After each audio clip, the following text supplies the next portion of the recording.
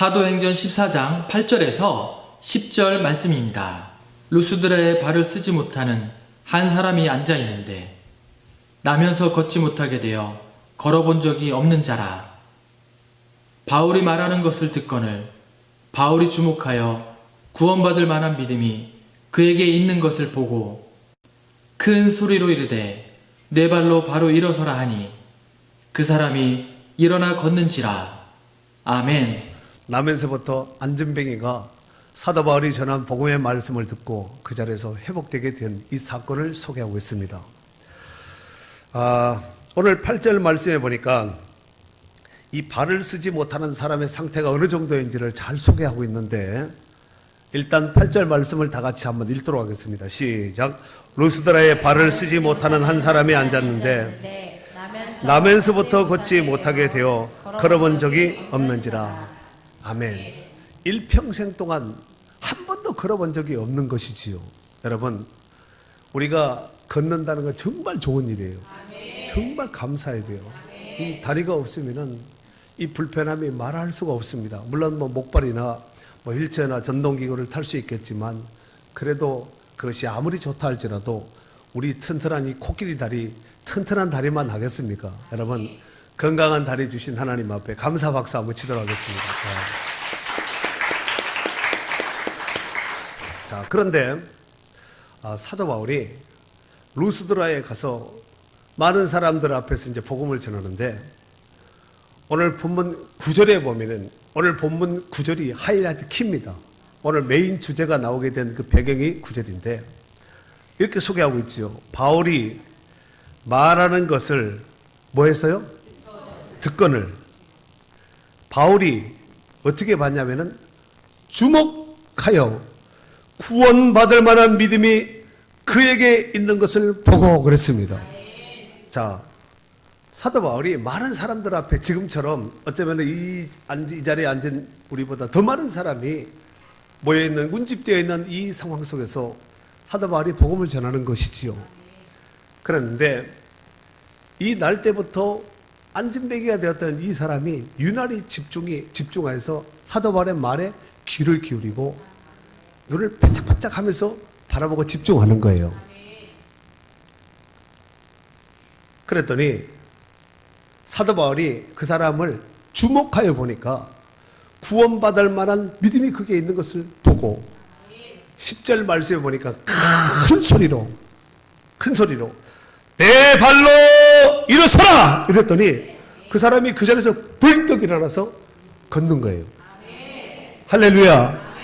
이게 지금 성경에 나와 있는 얘기니까 감동이 덜 됩니다.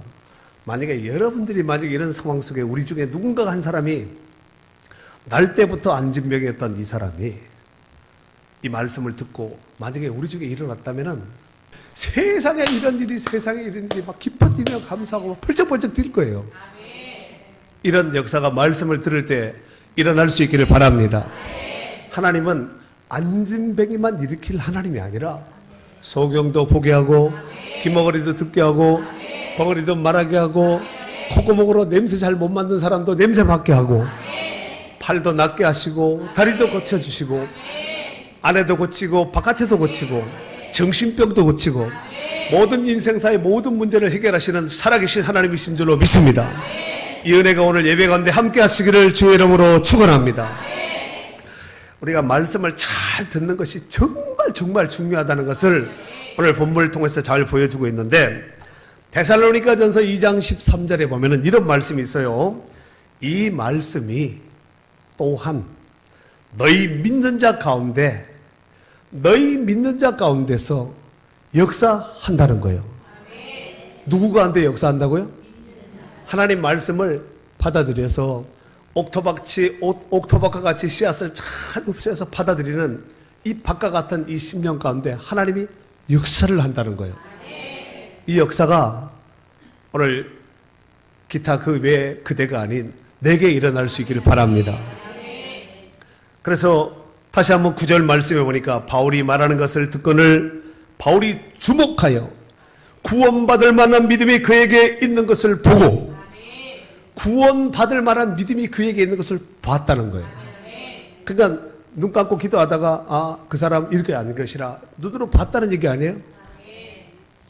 여기서 바울이 말하는 것을 듣건을 이 듣는다는 말이 헬라어에서는 아쿠오라는 이 단어를 쓰는데 이 말의 뜻은 누구의 말을 그냥 쓱 듣는 것이 아니라 알아들었다는 얘기, 일반적인 의미가 아니라 관심을 가지고 듣고 마음을 다해서 듣고 열심을 다해서 듣고 지속적으로 계속적으로 들었다는 말입니다. 이 아쿠오라는 이 단어가. 그러니까 사도 바울의 설교를 그때만 들은 것이 아니라 처음서부터 집중해서 들었다는 얘기예요. 마치 여러분처럼 오늘 우리 기적이 일어날 것 같아요. 아멘.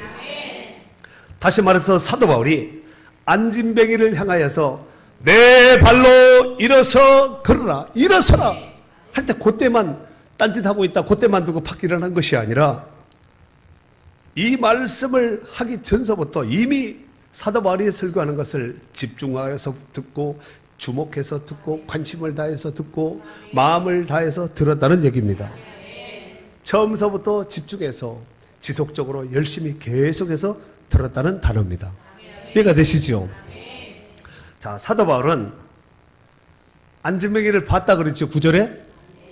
9절 다시 한번 크게 읽어보세요. 시작. 바울이 말하는 것을 듣거늘 바울이 주목하여 됐어요. 바울이 뭐 했다고요? 주목했다는 거예요. 집중을 했다는 거죠. 많은 사람들 가운데 그에게 딱 꽂혔다는 얘기지요. 그러면은 사도 바울이 이 안진뱅이를 보았을 때 무엇을 보았는가? 무엇을 주목했는가? 그의 얼굴을 보았는가? 안진뱅이 상태를 보았는가?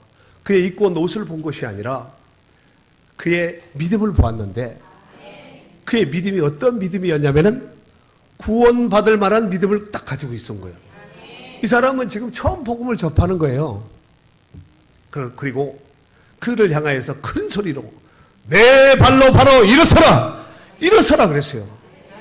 사랑하는 성도 여러분, 우리가 오늘 사도 바울이 하나님 말씀은 살았고 운동력이 있었잖아요.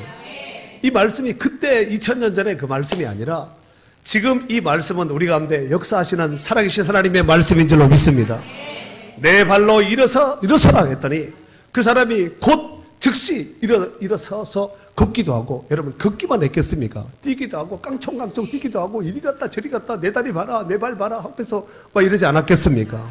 여러분 오늘 이 안진뱅이가 날 때부터 안진뱅이가 일어나 걷기도 하고 뛰기도 하고 막 화로하면서 막 얼마나 기뻤겠습니까? 이런 기쁨이 오늘 우리의 인생사 속에서 이런저런 문제로 인해서 앉아있고 처져있고 퍼져있는 이 모든 문제 속에서, 이 모든 문제라면 가정의 문제가 될 수가 있고 돈에 대한 문제가 될 수 있고 건강에 대한 문제가 될 수가 있고 자식에 대한 문제가 될 수 있고 회사에 대한 문제가 될 수가 있고 어쩌면 우리 교회에 대한 문제가 될 수 있고 나라와 민족에 대한 국가에 대한 문제가 될 수가 있습니다.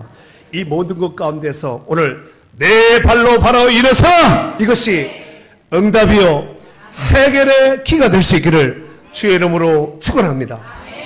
사랑하는 성도 여러분, 육신의 몸이 회복되어서 다리가 일생 동안 이 사람의 나이가 몇 살인지는 정확하게 나와 있지 않느나 아마 많은 세월 동안 걷지 못했으니까 이 사람의 꿈에도 소원은 무엇일까요?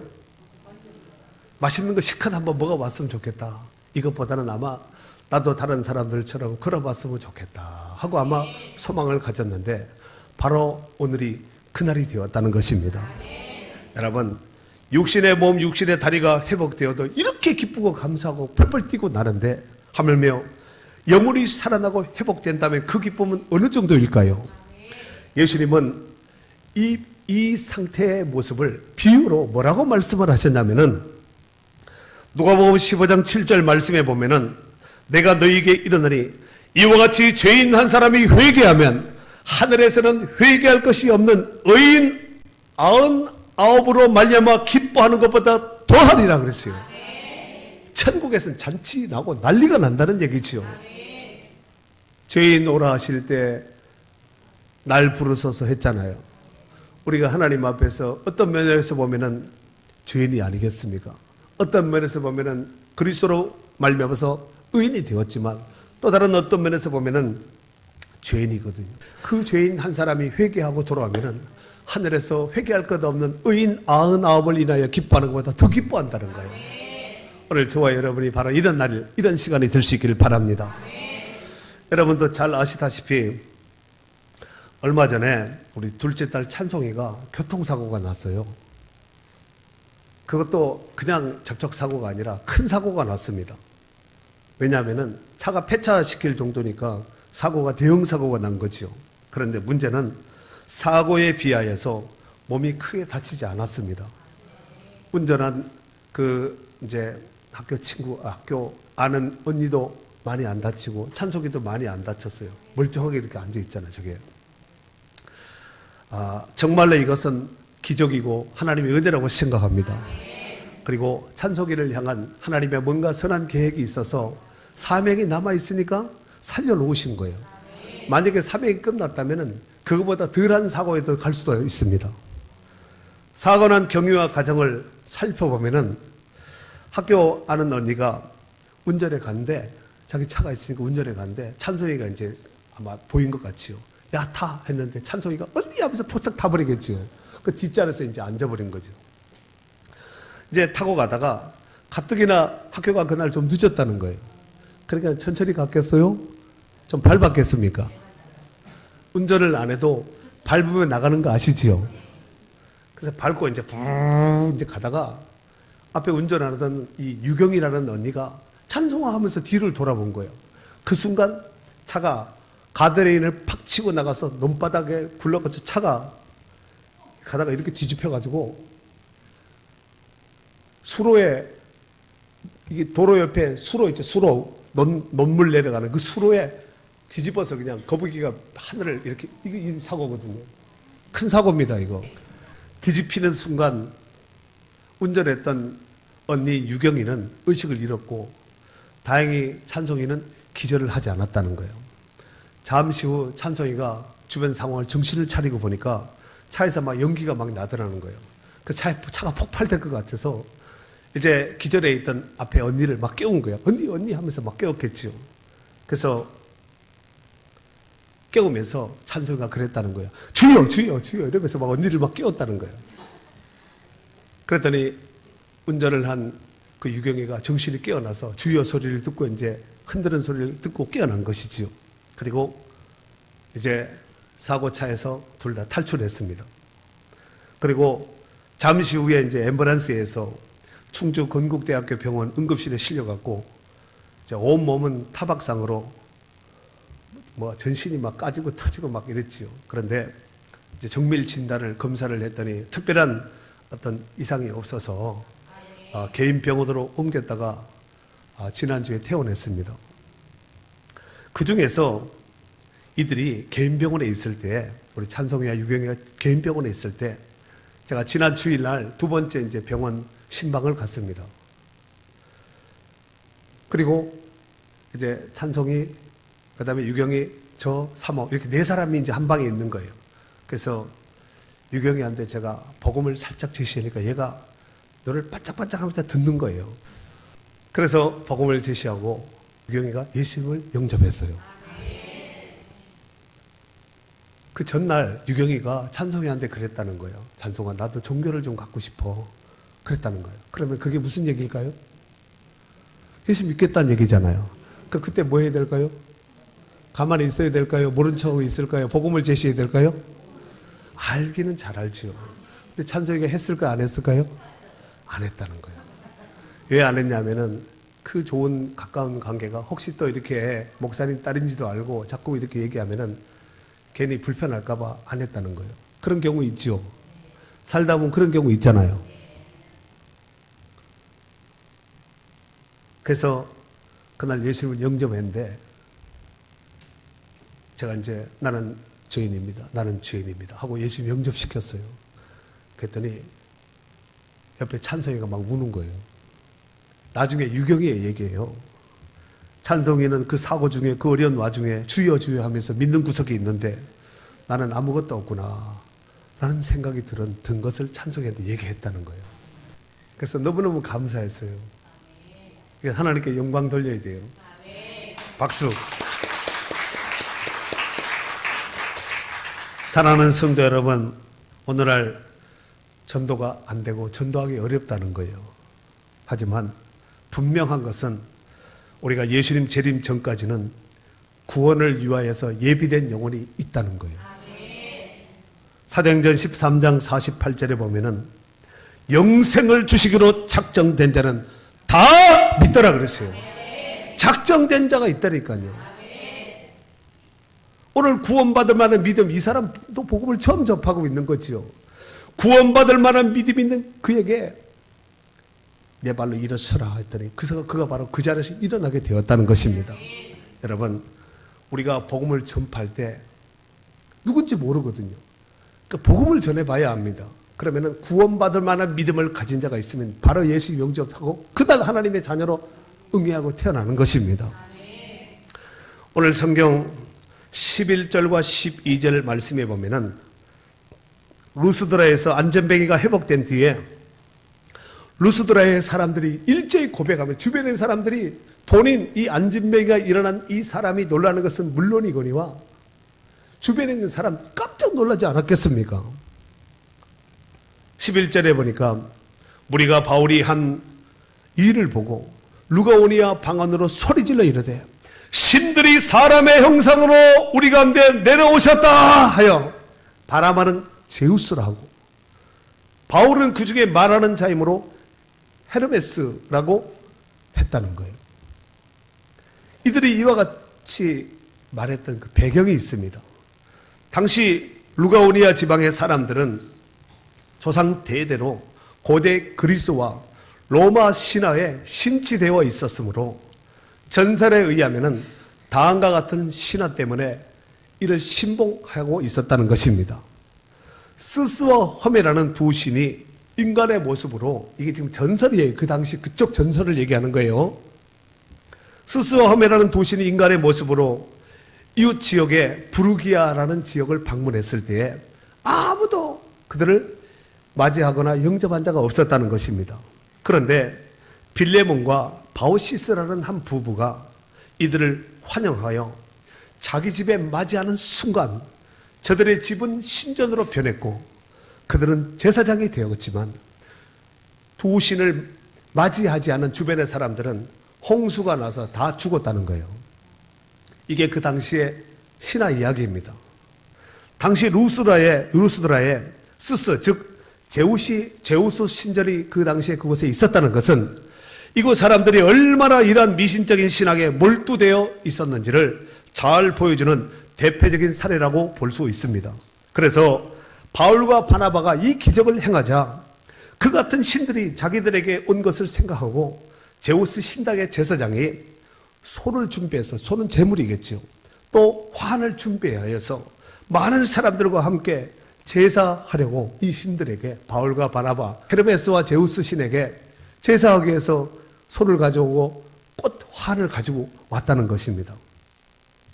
이에 바울과 바나바가 자신들의 옷을 찢으면서 그들의 행동을 만류했습니다. 그리고 그들에게 정확한 복음을 제시했습니다. 뭘 제시했다고요? 정확한 복음을 제시했습니다. 그 내용이 14절서부터 17절까지 있는데 한번 읽도록 하겠습니다. 두 사도 시작. 두 사도 바나바와 바울이 듣고 옷을 찢고 무리 가운데 뛰어 들어가서 소리질러 이르되 여러분이여 어찌하여 이런 일을 하느냐. 우리도 여러분과 같은 성정을 가진 사람이라. 여러분에게 복음을 전하는 것은 이런 헛된 일을 버리고 천지와 바다와 그 가운데 만물을 지으시고 살아계신 하나님께로 돌아오게 함이라. 하나님이 지나간 세대는 모든 민족으로 자기들의 길들을 가게 방임하셨으나 그러나 자기를 증언하지 아니하신 것이 아니니 곧 여러분에게 하늘로부터 비를 내리시며 결실기를 주시는 선한 일을 하사 음식과 기쁨으로 여러분의 마음을 만족하게 하셨느니라. 이 하나님에 대해서 소개했습니다. 하나님이 누군, 참신 하나님이 누군가에 대해서 이 우상이 만연해 있는 이 지역에서 잠식되어 있는 그들의 생각과 마음이 다 잠식되어 있는 이 지역입니다. 이곳에서 참신은 하나님을 소개했다는 것입니다. 이러보건대 예나 지금이나 영적으로 무지하면 이런 무지를 범할 수밖에 없다는 사실입니다. 그래서 사람들이 우상을 섬기면서 각종 미신적인 행위를 하는 것이 아니겠습니까? 문제는 그 이후에 있었습니다. 안디옥과 이고니온으로부터 온 이 사도 바울의 사역을 불편하고 괴롭게 했던 이 사람들이 사도 바울이 루스드라에서 복음을 전한다는 소식을 듣고 그곳까지 쫓아온 거예요. 그리고 사도 바울에게 돌을 던져서 죽여버렸습니다. 죽을 정도로 돌을 던져버렸습니다. 그래서 사람들이 죽은 줄 알고 성 바깥으로 갖다 던져버렸습니다. 그런데 얼마 후에 깨어난 사도 바울이 돌을 쳐서 죽인 그 성, 루스드라 성 안에는 들어가지 말아야 되잖아요. 여러분 같으면 들어가야 돼요? 들어가지 말아야 돼요? 근데 그 성에 또다시 들어가는 거예요. 이게 정상적인 사람은 불가능하겠죠. 정말 복음에 목숨 걸고 사명에 목숨 건 자가 그 성에 다시 들어가는 거죠. 그래서 20절 말씀에 보니까 제자들이 둘러섰을 때 바울이 일어나 그 성에 들어갔다. 그 성이 무슨 성일까요? 루스드라 성입니다. 그 성에 들어갔다가 이튿날 바나바와 함께 더베로 가서 다른 마을로 갔다가 복음을 그 성에 전하여 많은 사람을 제자로 삼고 다시 루스드라와 이고니온과 안디옥으로 돌아가서 이제 예루살렘으로 복귀하는 거죠. 1차 선교 여행 때 그 과정을 소개하는 것입니다. 사랑하는 성도 여러분, 하나님의 오묘한 섭리는 인간으로서는 알 수가 없습니다.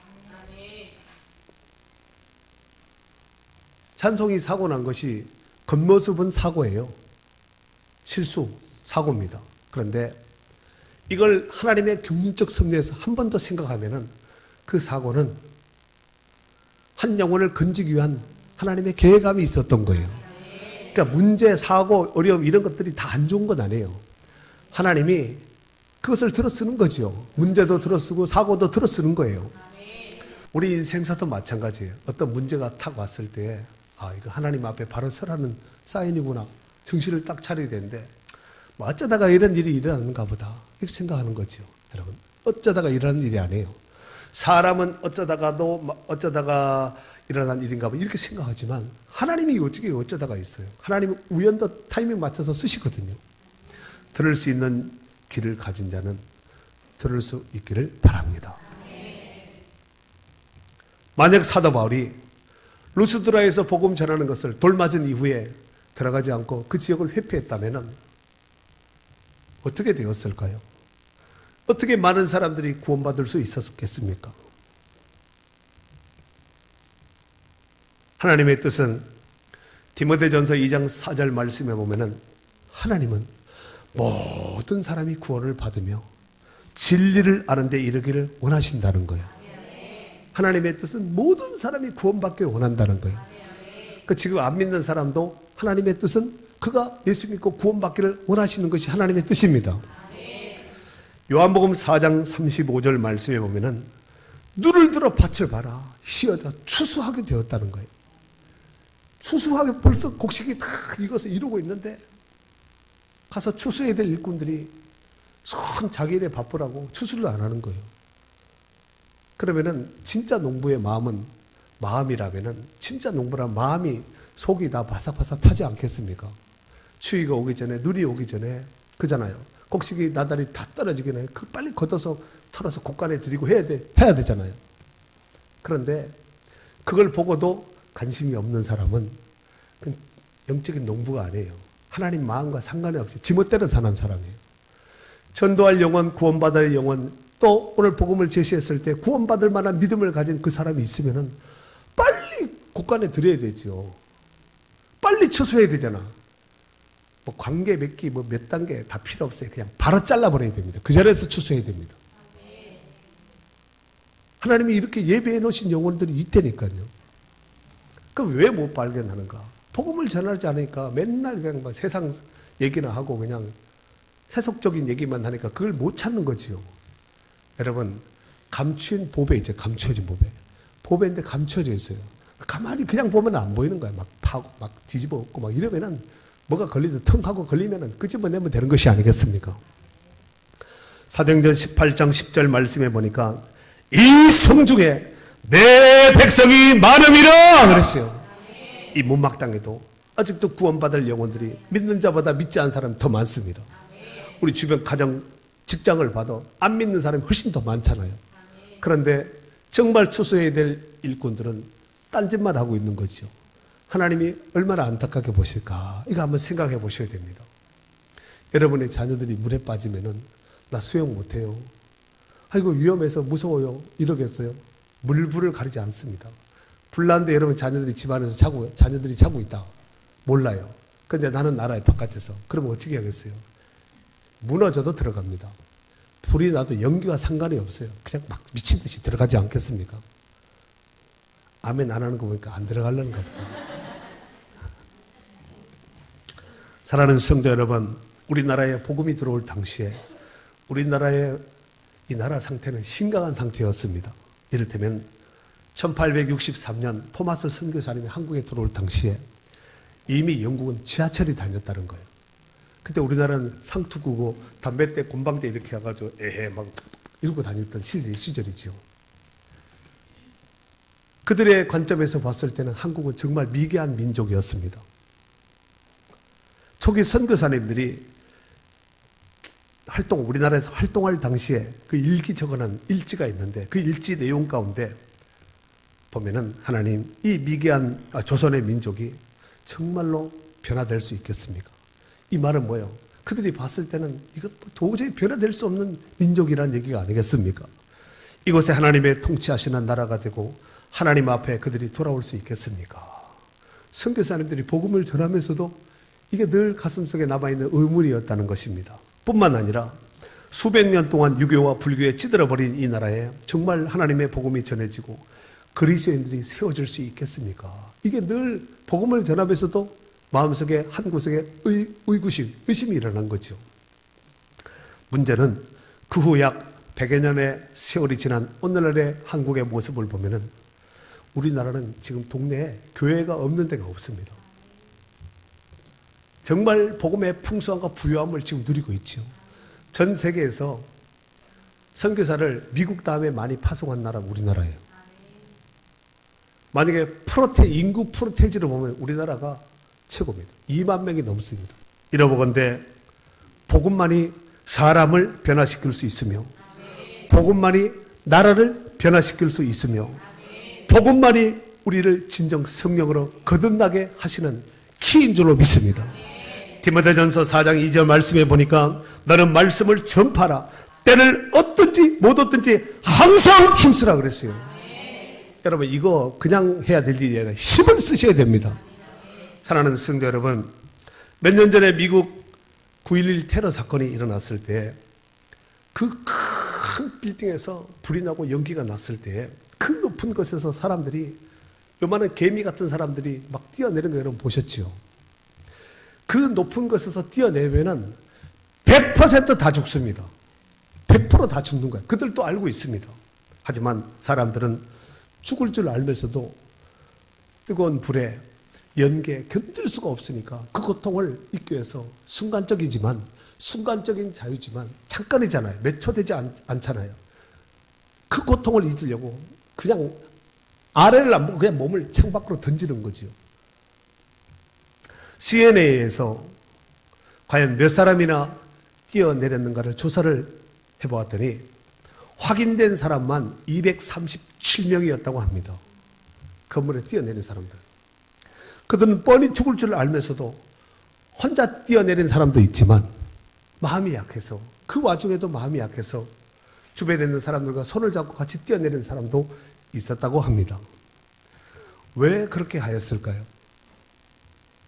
그 뜨거운 수천 도의 불이 되지 않겠습니까? 건물에 불이 붙었으니까. 이런 불에 차라리 타 죽느니 뛰어내리는 것이 낫다고 생각했기 때문에 뛰어내린 것입니다. 사랑하는 성도 여러분, 우리가 여기서 명심해야 될 것이 있습니다. 지옥은 9.11 테러 때 발생했던 그 뜨거운 불과는 비교가 되지 않는 무시무시하고도 그 불이 영원한 불이 있는 곳이 지옥이에요. 예수 안 믿으면 거기 가는 거예요. 그곳에 가는 겁니다. 영원토록 그곳에서 구하게 되는 것입니다. 중요한 것은 사람들이 왜 복음을 전하지 않고 왜 전해도 사람들이 믿지 않을까요? 둘 다 안 믿기 때문에 그렇습니다. 정말 우리가 천국과 지옥이 있다면 그 사람이 죽으면은 지옥 간다는 것을 알면은 지금처럼 이렇게 해서는 안 됩니다. 생명 걸고 쫓아다니면서 하여튼 막 물귀신 작전을 하든가 뭐 생명을 걸고 그가 정말 사랑하는 가족이고 자기가 가족이고 아는 어떤 친구의 관계가 이런 형성된 사람이라면은 목숨 걸고 복음을 전해야 되지 않겠습니까? 일반적으로 사람이 한평생 살면서 암에 걸릴 수 있는 확률이 36%라는 거예요. 36%. 그 36% 암에 걸릴까봐 암보험을 드는 거예요. 그런데 천국과 지옥, 천국이 있다, 지옥이 있다. 이것은 50%예요. 천국, 지옥. 50%거든요. 그런데 죽음은 100%입니다. 다 죽습니다. 지금은 눈 말똥말똥하고 숨쉬고 있지만 100% 우리가 다 죽는다니까요. 인정하시지요? 인정 안 해도 할 수 없어요. 다 죽어요. 그런데 문제는 히브리서 9장 27절 말씀해 보니까 한 번 죽는 것은 사람에게 청하신 것이요. 그 후에는 뭐가 있냐면은 심판이 있다는 거예요. 죽으면 끝인 줄 알았더니 그게 끝이 아니라 그 뒤에 죽음 뒤에 심판이 있다는 거예요. 정말로 이것이 사실인 것을 인정한다면은 예수 믿지 않을 사람이 한 사람도 없을 거예요. 지옥을 경험하지 않아서 그렇지. 용광로에 부산 포항 제천에 가서 용광로 쇳물 막 이글 막 수천도거든요. 그거보다 더 뜨거운 것이 지옥이라면은 예수 안 믿을 사람 한 사람도 없습니다. 아무리 어떤 타종교 누구를 할지라도 무슨 고집부통이고 온고집이 할지라도 안 믿을 사람이 한 사람 100% 다 믿습니다. 그러니까 한번 지옥 경험을 한번 하고 이런 데 간다 하고 그 집을 내놓고 갈래 믿을래 안 믿으려면은 100% 믿을 거예요. 아마 순교하면서 아마 상이 있다는 것을 얘기한다면 순교하면서 아마 앞자리에 서려고 아마 이렇게 할 거예요. 여러분, 우리가 복음을 전하되 시시하게 전하면 안 됩니다. 전도하는 사람은 전도왕들은 그냥 해서 전도왕이 되는 것이 아니라 그 사람들은 모든 걸 올인하는 거예요. 생명을 거는 거예요. 여러분, 복음 전하는 거 창피해요? 생명 걸만 하지 않습니까? 길어봤자 7, 80년, 100년이지만 하나님 나라에 하룻밤에 한 경점도 안 되는 거예요. 우리 인생의 삶이. 만일 이 사실을 알고도 복음을 전하지 않는다면 여러분은 가짜입니다. 정말로 사랑하는 자라면 생명을 걸어야 된다니까요. 여러분, 엄마들이 애 낳을 때 그냥 웃으면서 번글번글, 요즘이야 이렇게 진통제가 있어서 그렇지만 애 낳다가 지금도 죽는 엄마들이 굉장히 많습니다. 생명을 걸거든요. 생명을 걸 때 생명이 탄생되는 거예요. 우리가 살아가는 이 세상에는 참으로 소중한 것들이 참 많습니다. 그 중에 가장 중요한 것은 우리의 영혼이 구원받는 거예요. 세상 그 어떤 일 한다 할지라도 다 하되 일단 예수님 영접을 구원받은 다음에 해야 됩니다.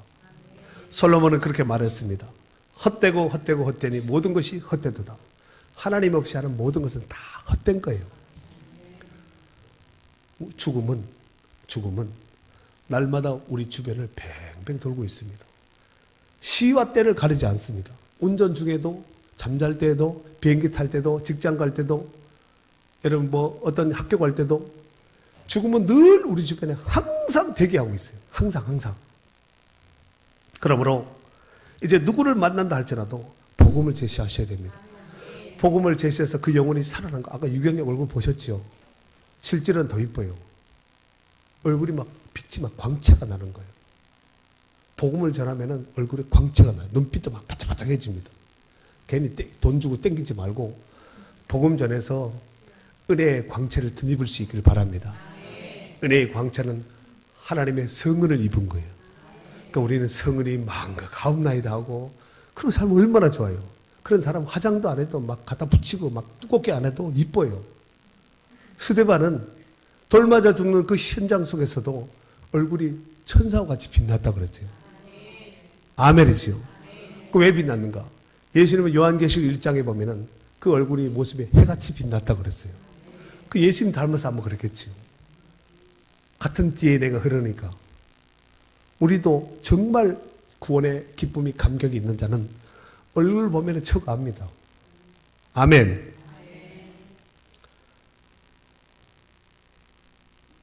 누구를 만난다 할지라도 어떤 사건과 어떤 문제를 만난다 할지라도 우리가 복음을 부끄러워하지 말고 그때 복음을 전할 수 있는 기회다. 기회다 생각하셔야 됩니다. 사람들이 늘 잘되고 배부르고 여유가 있으면은 그 사람의 복음 전해보세요. 아쉬운 곳이 없다 그래요. 아쉬운 것이 하나도 없으니까 당신들 잘 믿으세요. 그러다가 마지막 벼랑에서 딱 서서 사느냐 죽느냐 딱 서게 되면은 인생은요, 인간은 다 마음이 쪼그라들어서 바닥을 치게 돼 있습니다. 오늘 본문의 안진뱅이는 나면서부터 한 번도 걸어본 적이 없어요. 한 번도. 이 사람은 한 번도 걸어본 적이 없을 뿐만 아니라 한 번도 복음을 듣지 못했던 사람입니다. 하지만 오늘 복음을 듣고 그가 그 다리로 일어나 걷기도 하고 뛰기도 했습니다. 뿐만 아니라 그 영혼이 구원받게 되었다는 거예요. 그가 그렇게 될 수 있었던 결정적인 키는 뭐냐면은 바울이 복음을 전했어요. 그랬더니 사도 바울이 구원받을 만한 믿음이 그에게 있는 것을 주목하여 보고 내 발로 일어서라 그랬어요. 그때 그 자리에서 일어나게 되었습니다. 오늘 말씀을 듣는 여러분들이 이 말씀을 듣고 안진뱅이 신앙에서 일어나야 됩니다. 자빠져 있고 퍼져 있으면 누군가가 세워주겠지. 그 사람은 앰뷸런스 실려서 장례식장으로 갑니다. 그렇지 않지만 일어날 수 있는 기회가 주어진다면 빨리 그 말씀을 딛고 일어서셔야 됩니다. 로마서 10장 17절 말씀해 보니까 그러므로 믿음은 들음에서 나며 들음은 그리스도의 말씀으로 말미암다 그랬어요. 세상에서 가장 가치 있고 소중한 것은 영혼을 건지는 거예요. 육신을 건져내는 것도 소중한 일이에요. 그래서 우리 병원의 의사나 119 구급대나 경찰관이나 이런 사람들 다 귀한 사람들입니다. 그러나 한 단계 더 나가서 영혼을 건지는 자는 더 귀한 사람이에요. 이 귀한 사명을 우리에게 주셨으니 때를 얻든지 못 얻든지 복음을 전파하여 사람 낚는 어부의 몫을 잘 감당할 수 있는 복된 성도들이 될 수 있기를 주의 이름으로 축원합니다.